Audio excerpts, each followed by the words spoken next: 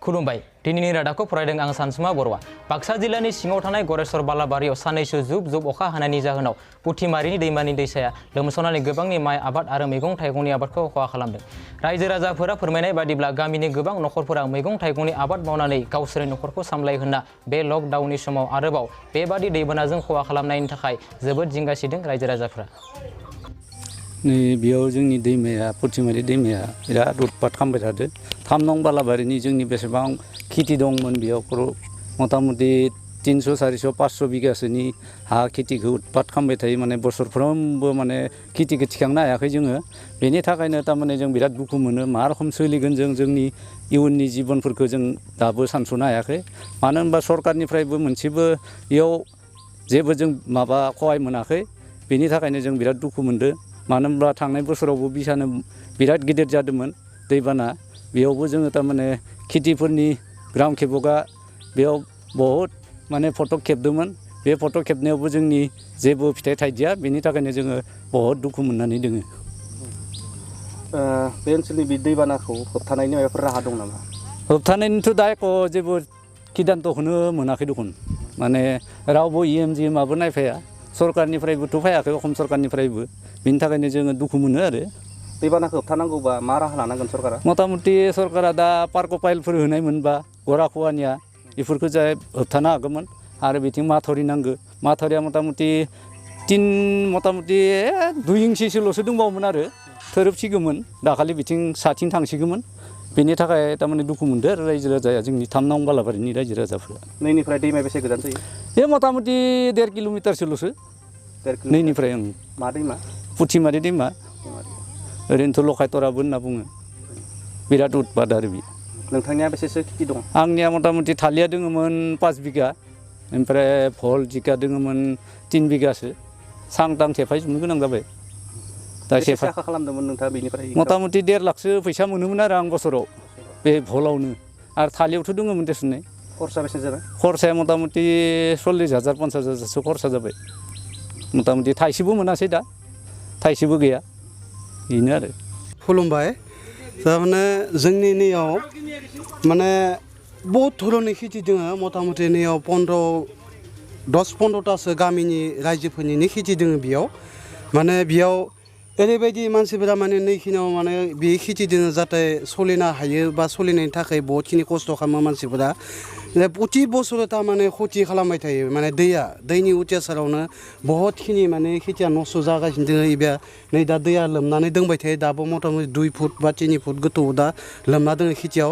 गतिके जों दा बासायनो हानायनि खुनु लामायानो गैया खेथिखौ। गतिके जोङो बे खेथिनि बिनिमय जों सरकारनिफ्राय जे माबा मोनसे बाय सहयोग जुदि मोनगोन होननानै माने जों आखा खालामो जाहाथे होथारनांगौ जोंनो। नङाबा जोङो भबिसतआनो एख' गैया जालांजोब्बाय। गतिके इयाव माने हाजार नङा लाख खेथिनि जोंहा फोथार बियो। बे खेथिनि माने माबाखौ जोंनो होथारनांगौ बा जों मोननो नांगौ होननानै जों थारमाने सरकारनिसिम लागै जों बाय माने आखा खालामो आरो। बेसेसो बिघा खेथिनि फोथार दङ बेयाव? बेयावथ' लाख बिघानि खेथि दङ। लाख। बे ओनसोलनि सुबुंफोरा थारमाने खेथिजोंनो निर्भर खालामो? बेयाव खेथिजोंनो निर्भर खालामनानै सोलिबाय दङ दा बर्थमान। नोंथांना खै बिगासो जागोन? आंनिया मथा-मथि 30 बिगा थालि दङ दा इयाव। 30 बिगा थालि? 30 बिगा थालियाव आं दा इयाव 300बो फैसा मोना। आच्छा। मथा-मथि गथाय दै लोमनानै ब्लाइट नांजोबदों गथाय।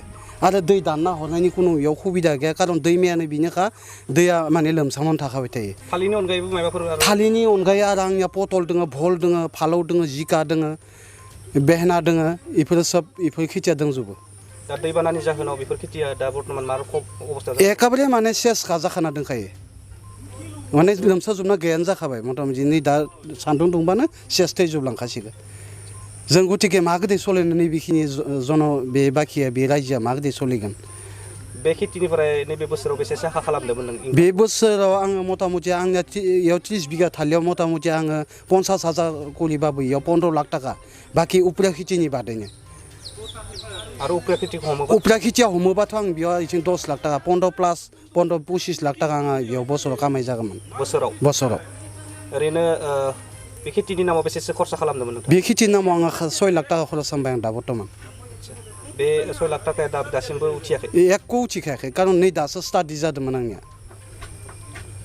सरकारनि सायाव माबाफोर बुंदों सरकारनि सायावथ' आं बेखौनो बुंदों जों मा गोदै सालायगोन गतिके माबा मोनसे साहाय्य जोंनो होथारनांगौ जों माने इनकुवारि खालाम दरकार जायोबा माने नायफैनांगौ नायनानै माने जोंखौ माने नाम साम लाना थांनानै गतिके जोंखौ प्रमान माबा खालामनानै जोङो माबा मोनसे सुबिदा साहाय्य जोंनो सालायनायनि कारणे जोंनो सुबिदा होनायखौ जोङो एकदम कामना खालामो आरो दिनै गरेस्वर बालाबारि एरियायाव मैयानिफ्राय गोबां दैबाना फैनायाव जोंनि आबाद बायदिसिना एकदम माइ आरो दंफां लाइफां थालिर बागान माने भल जिखा गथायबो माने नस्थ' जालांजोब्बाय आरो बिनि फारसे जोंनि बिटिसि सरकारा जेबो जोंनो सहाय होआखै थांनाय बोसोरावबो लोमदोंमोन दैबानाया लोमाखै नङा बेयावबो जोंनिया 4 बिगा 5 बिगा सासेनाव गोबां लस जालांदों बेयावबो जों जेबो अनसुंथाइ मोनाखै बेनि थाखाय जों जों बे बिटिसि सरकारनिफ्राय जोंनो अनसुंथाइ होनांगौ जों दाबो माने अनसुंथाइ मोनाखै जों गोरिब न'खर आरो जों आबाद मावनानै बिदिनो जों थांनानै थायो सानफ्रोमबो जोंनिया गथ' गथाय दङ